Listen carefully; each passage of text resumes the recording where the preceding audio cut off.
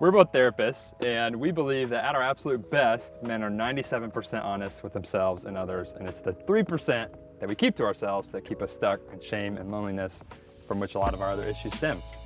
Welcome to the first episode of Walk and Talk, where we show you how to do ordinary things with your friends while having deep talks. I'm Jamie. And I'm Blake, and today we're going to talk about suicide because it's a light topic. We're going to play a round of homeschool golf.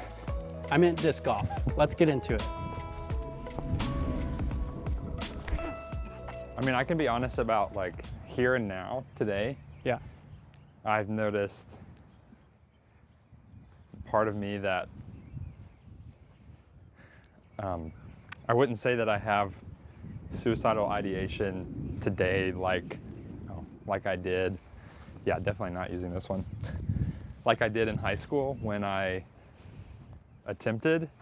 Yeah. But I still can have this part of me that like just wants to check out from life. Just disconnect. Yeah, like I don't want to be here. And I know that I have different tools and resources now to name that and then know what to do with it. But even still, like as a therapist, doing this work with people in this season of life with a toddler and trying to do a new business on top of already having a business and just like struggles that can happen in marriage. Yeah. I can still feel that like, yeah, I just want to disappear from all this stress and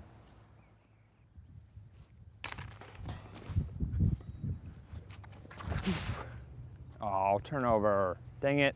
Well, no pressure. Oh, that's pretty. All right. That was a pretty shot. What do you wish people knew about how it feels to go through a suicide attempt?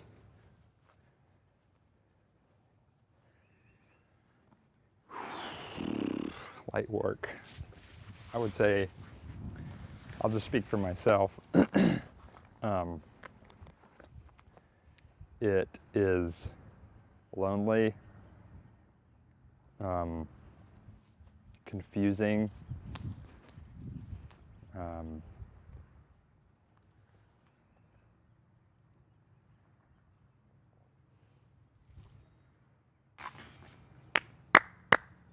pretty. I don't even need to go.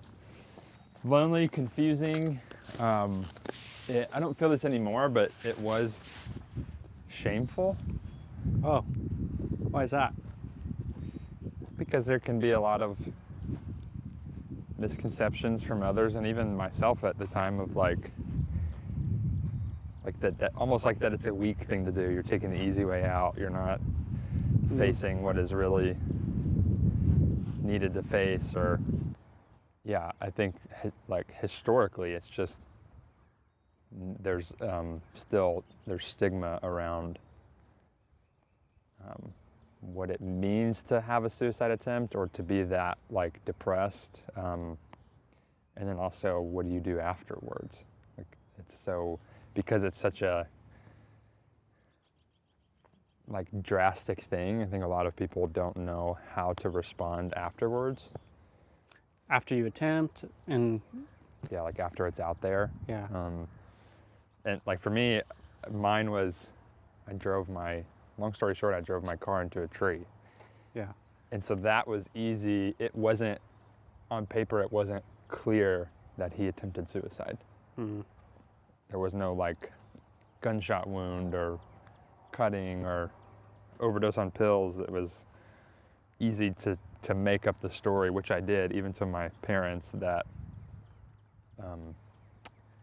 I reached down to get my phone from the console and drove off lost control, drove off the road and hit the tree. Right. And which is leaving who's out. going to question that? Right. Which like, is are you leaving sure? out.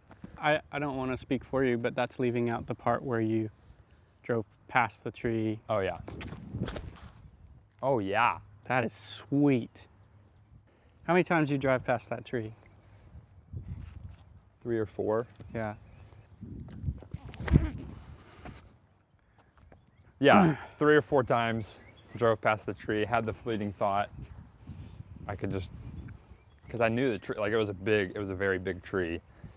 And I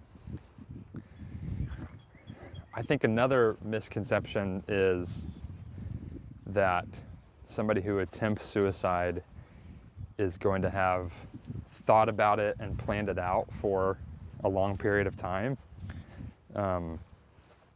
And for me, that wasn't the case. Mm-hmm. It was in a moment of, there was a buildup, obviously, which we could talk about, but there was a moment of this, what I'm experiencing right now is, literally even in my body, is too much. Mm-hmm. Here is a quick way to make that go away. Yeah. I hadn't like thought about killing myself. I hadn't written a note. I hadn't, done any of the things that you typically hear about. For me, I would say. Had any ideation previous to that? Maybe. Again, if there was, it was. I think for me, it was not a lot of like. I want to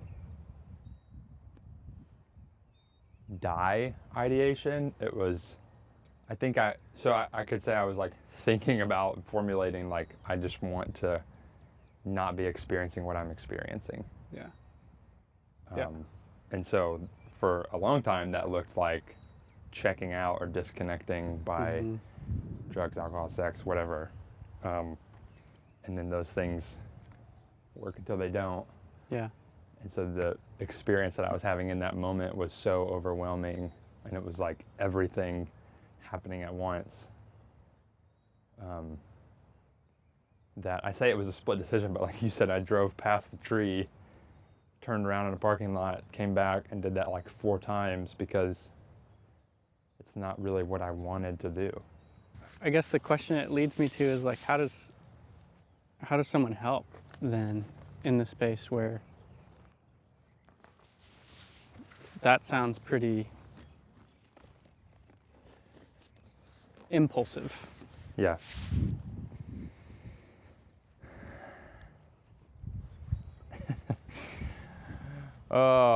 So one thing I would say is it starts from the jump. Meaning, I'm not specifically talking about like in the moment what people can do. Yeah. Although that is important. Yeah. And there are plenty of resources that address that. And this isn't me blaming my attempt on like my family at all or anybody's. I'm not putting blame. I'm just naming what is also true, which is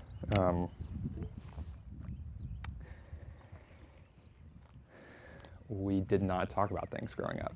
And it's like men, this is a very broad generalization, but like men commit suicide and men have addictions and men struggle with things because we don't talk about things. Right. Ooh, that was good. Oh, dang it. That was Flippy, flippy, flippy, flippy. I felt how terrible that form was. I mean, I've talked about this before online that like I was homecoming king. I was like one of the star football players on our team. I was involved in church, a youth group, like played drums and stuff. Maybe that's what I was saying earlier about the archetype. Like not many people knew. I was friends with everybody. People didn't know that I was struggling to the extent that I was. Yeah. Partly because I didn't know, I wasn't aware of that, nor did I feel like I had the ability or like people maybe to name that with. So it was like this secret battle that that I was experiencing internally. The more I've learned to be honest, like really honest and vulnerable about my experience and what's going on internally with safe people. Oh, did you think it was up there? I sure did. Yeah. The less I am experiencing that internal battle alone, which is part of what got me to the place I was. Yeah, So I don't know. It's like I've talked about this a lot. I've done a lot of therapy around this, and it's still, even right now as I'm talking about it, it's still difficult to talk about. Yeah, which is, I think, what gets people stuck in talking to their friends about it. I can feel in myself a real deep desire to just like take that pain away from you.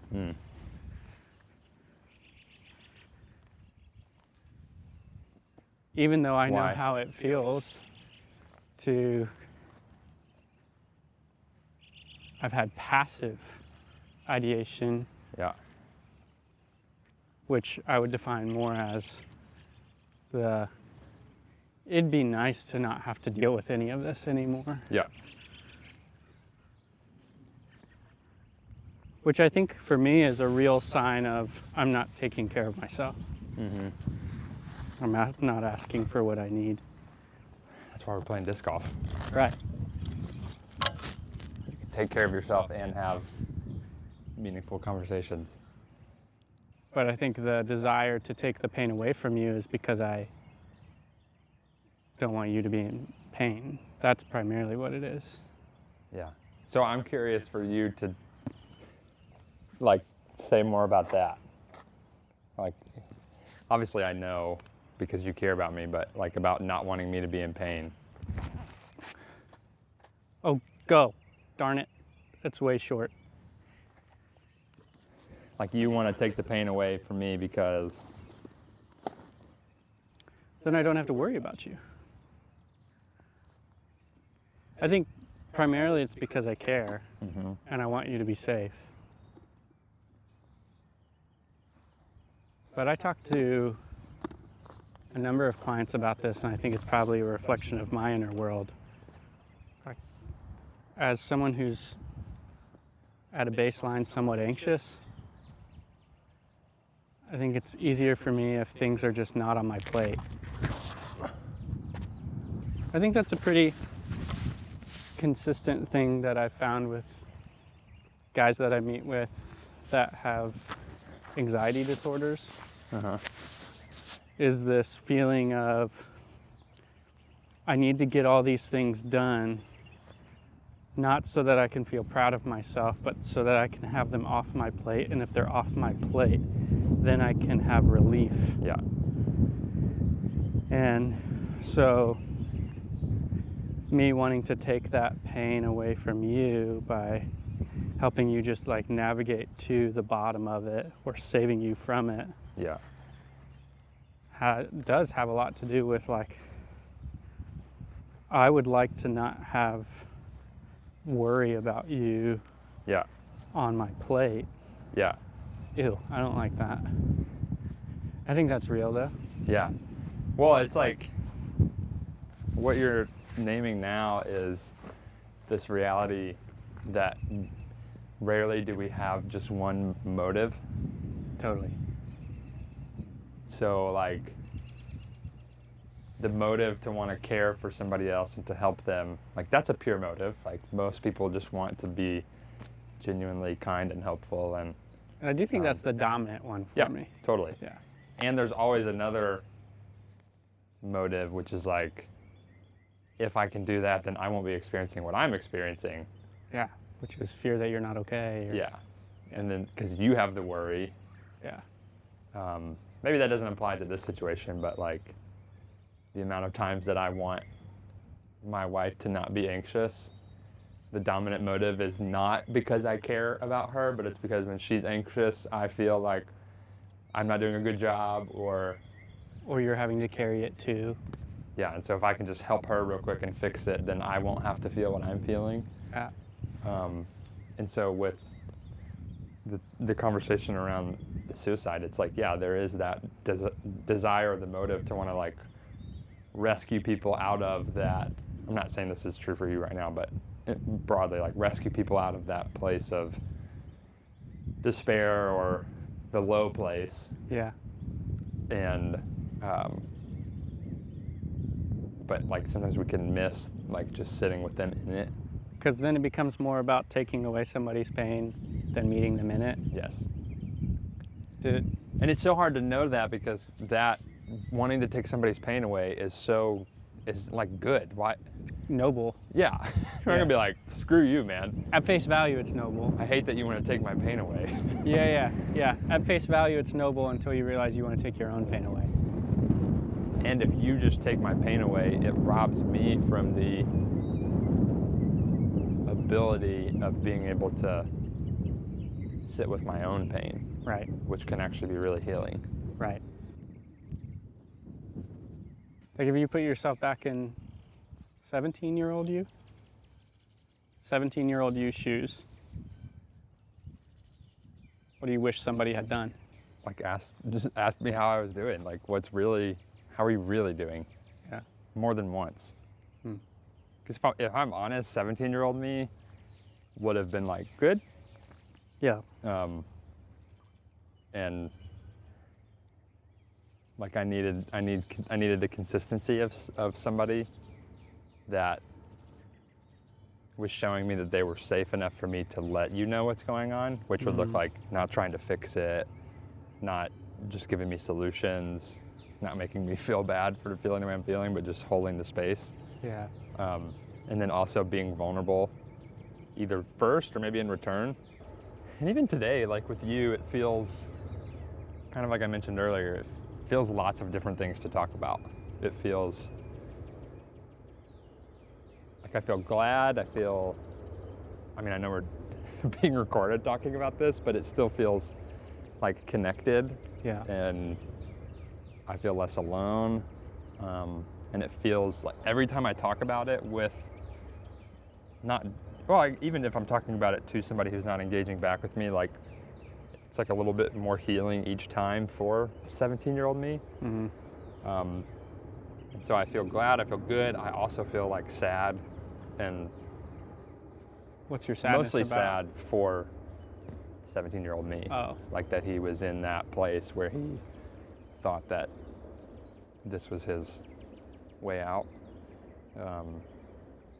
And it's like ironic because back then, I wouldn't have known this, but back then I felt a bunch of different feelings. Sad, lonely, shame, glad, like a combination of a bunch of different things. And that's what was so overwhelming that I was like, I gotta check out from this. Right. Today, I feel a bunch of different things. And my way of, not checking out, but my way of dealing with all of those different feelings is by talking about it. Yeah. Which is what I didn't do then. So Yeah. like the feeling a bunch of stuff at once hasn't changed.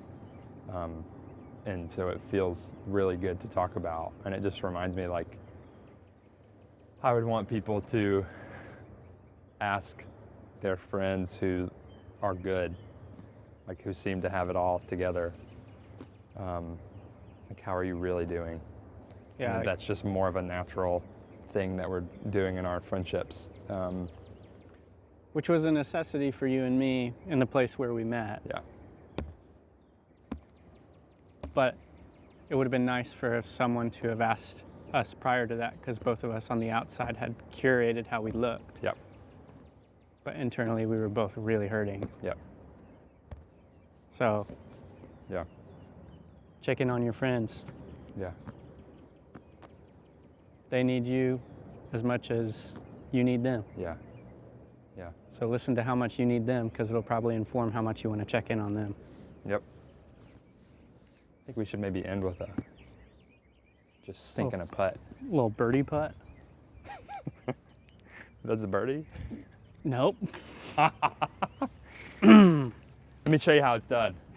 This was the first attempt. Oh my gosh. Don't I look hate over this. there. I hate this game.